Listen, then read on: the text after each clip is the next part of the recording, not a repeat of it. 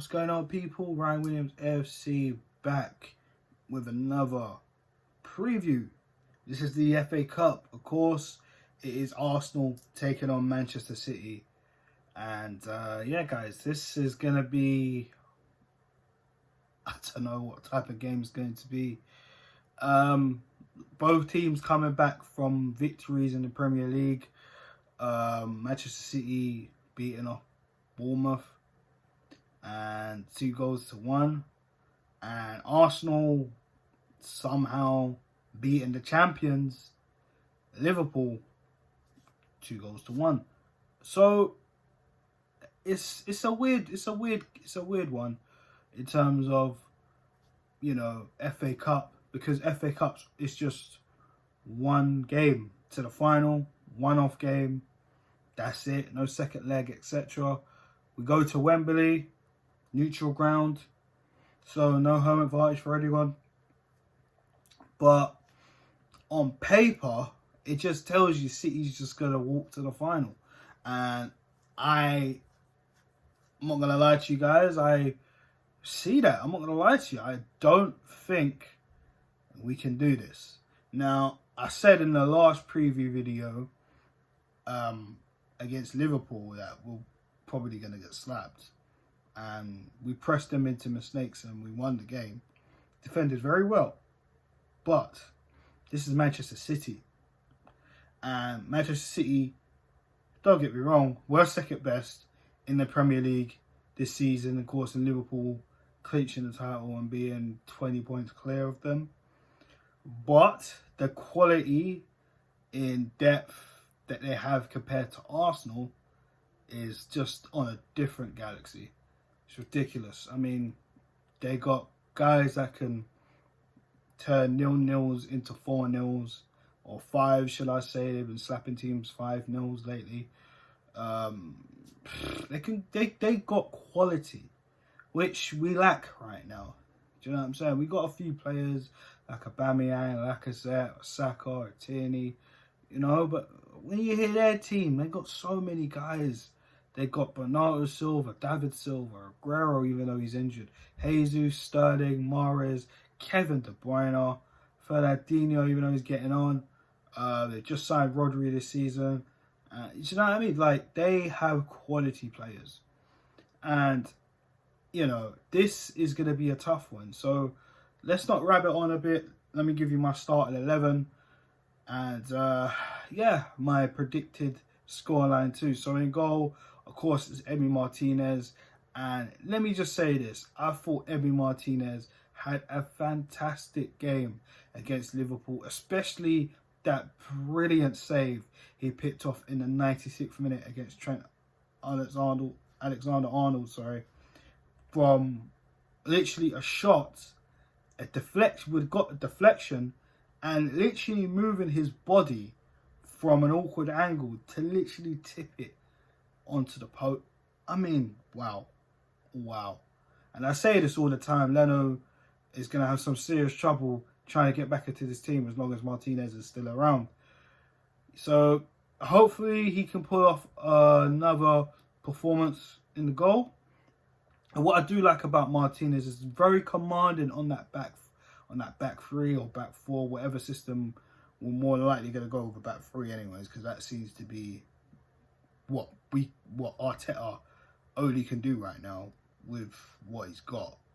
Let's be honest. But Martinez is very commanding. He gets at the defenders. I heard him getting at David Luiz in the Liverpool match, asking him where he's going. Do you know what I mean? That's what you need. You do need someone at the back, leadership. Emi Martinez has been there for 10 years. David Luiz is a very experienced centre-back. And Martinez, who hasn't even won anything with Arsenal, is getting at David Luiz, who's pretty much won nearly everything. Tells you something, isn't it? But yeah, so Martinez definitely stays in goal. I'm going to go with the same back three as we did against Liverpool, because I think dropping Mustafi and dropping Kolasinac out of that three is really helpful. Rob Holding coming back into the side, I think that's definitely giving him some confidence. And I've heard Sol Campbell say on Sky Sports, like, you know, he's a very good centre-back. He does have you know, a little bit, not so much as mistakes as Mustafi and Louise per se, but, you know, he's still learning, he's still young. At the same time, you know, he's been a little bit jittery since coming back off his injury, and he looked very impressive before he got injured, didn't it? So since he's come back, he's been a bit on and off, and then, you know, he started to find form since the restart. And yeah, I feel like that Liverpool game, he was very impressive. After Mane got the better hold of him for like the first 15 minutes. After that, I think he defended well. We got in a tussle with Mane as well. But, you know, other than that, I think Rob Holding is someone that we can rely on in the future. So if he keeps us up, then definitely. But I have to put him in this team 100%. And I'm going to do something different here. I'm going to put Tierney in that left centre-back role because I feel, you know, Mikel Arteta wants a left-footed centre-back. And, of course, we all know Pablo Mari's out for the season, and that's the only left-sided centre-back we have. Now, we do know Kieran Tierney can play that centre-back role, and he's played in that role very well. So I feel like, you know, the quality that Tierney has, because he can defend and he can get up and down the flanks, I feel it's better if we utilise him in that centre-back role alongside David Luiz. Because I feel Luiz, even though he's like an accident waiting to happen, and of course, we all know what happened with David Luiz the last time he played against Manchester City. But I feel, you know, with Holding, with Tierney, I feel we can have a better game. He did do a good job against Liverpool, was actually getting up for a lot of aerial balls, which was impressive. But at the same time, he needs to concentrate. And besides, I don't think Mustafi and Socrates or Kolasinac is a good option there. So I'm gonna go with Holding, Tierney, and Luiz. Now for the wing back role, I'm gonna start on the left side. The left side, I'm actually gonna go with Saka. Now, I know that sounds a little bit crazy because he hasn't played there in a while, but to be honest with you, Saka can get up and down, and the way he started coming in, filling in for Tierney earlier on in the season, I mean, he's been absolutely amazing. And to be honest with you, I don't think Kolasinac should be starting at all, you know. So, and I think Bukayo Saka can get up and down the flanks, put crosses in, and listen, the guy could play anywhere on the pitch. He's so amazing.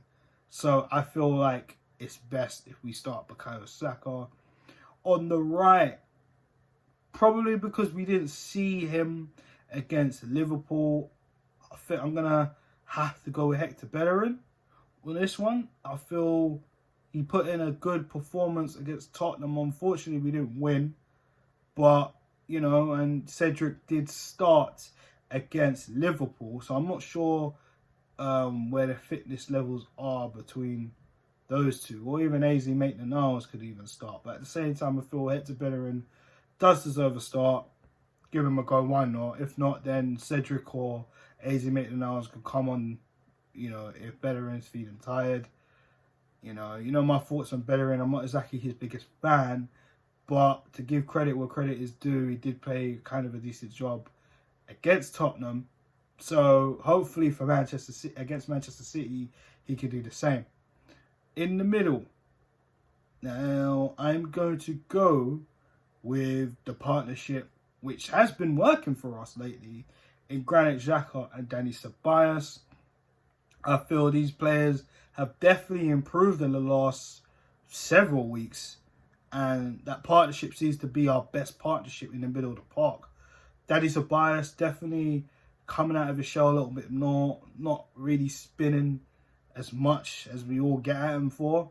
He's actually trying to create chances now. He's actually progressing the ball further up the pitch, is what I personally have been saying we need to be doing with Dani Ceballos. If you go back to my videos earlier on in the season with Unai Emery, and I was saying, well, we need to be playing Ceballos as a 10, because personally, he is a centre mid, but he can carry the ball as well, be a creator. So, you know, I just didn't find him being a holding midfielder in a 4-3-2-1 helpful. I just think it was a lot better him being a creative outlet for us. And Xhaka, we all know Xhaka can also create to an extent, but at the same time, you know, he has been very pivotal in the midfield for us, even though there's a lot of us that kind of think we need to move on from Granit Xhaka. But I always say, give credit where credit is due. The guy has come back in the squad and he has been doing well. So I'm not going to get at Granit Xhaka, but he is important in this squad. Let's be honest, guys. So yeah, Xhaka and Ceballos.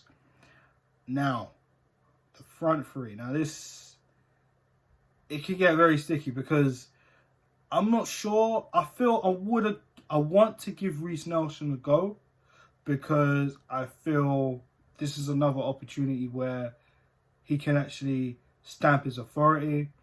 I know we can go with Nicolas Pepe, but in the last few performances, Pepe has not been at the races. He has not been putting in enough work. We've already seen a partnership between Bellerin and Pepe, and to be honest with you guys, you know, it hasn't really been working out, and Pepe just hasn't been at the races. I don't know what more I could say, how many times I could say it. You know, sometimes he doesn't look as interested as he should be. So I think maybe Pepe coming off the bench is a better option. So I'm going to give Reiss Nelson a nod. I think he's deserved it for his performance against Liverpool. And he's definitely left a stain in Mikel Arteta's brain in terms of, hey, maybe I should be picked for this game.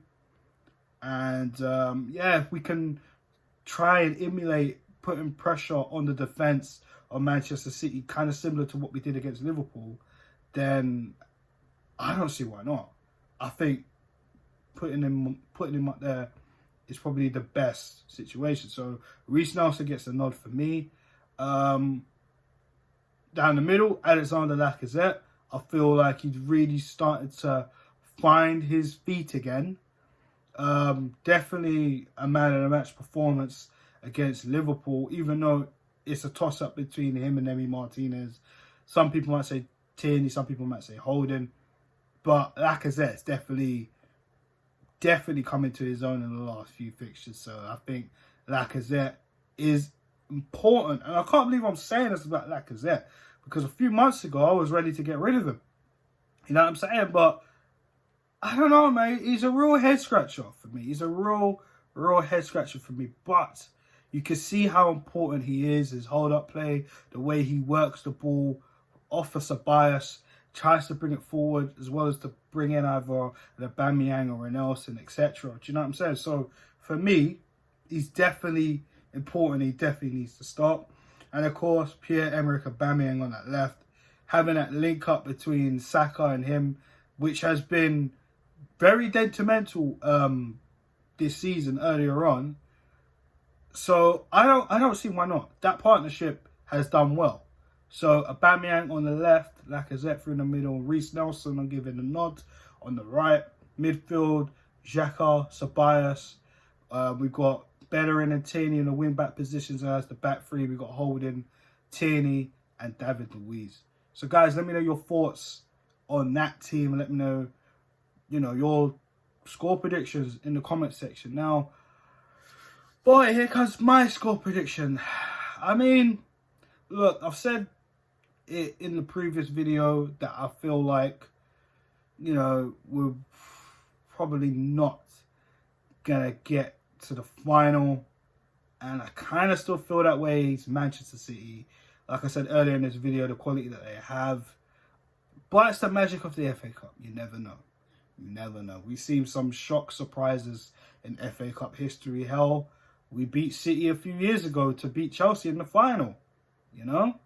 But it's all different teams now. And, you know, for us it's important because we want to get back into the Europa League, get back in Europe. And some of us kind of feel like maybe being outside of Europe this year would actually benefit us in terms of maybe having a better season in the league next season. But again, coming down to financial restraints, and we don't know exactly how much the club and Arteta are able to spend because of COVID, or just because, you know, we've seen it in the past with the owners in terms of money. And especially for Mikel Arteta, it's his first full season will be next season. But at the same time, I mean, he's going to need some money. He said it in press conferences. Just kind of like really saying it very transparently, like, you know, we need quality and quality and quality. Arsenal need to be competing against the top clubs and to be competing with the top clubs in Europe, which tells me this guy has the right mindset and he's hungry and he wants to get Arsenal back to where we need to be. So it's tough, man, because maybe we can get this right this time. But again, the quality that City have, it wouldn't surprise me if Man City win. So I'm going to go for a Man City win. I think we're more than likely going to lose here. Hopefully we'll see a fighting effort, and hopefully I'm wrong. But I think Man City are going to win this. Maybe 3 goals to 1. I think we'll get a goal, but it's going to be tough. I'm going to go 3-1 Manchester City. Sorry to end that on a sour note, guys. Let me know your thoughts in the comment section on the score prediction and my team I selected. On Mikel Arteta as well.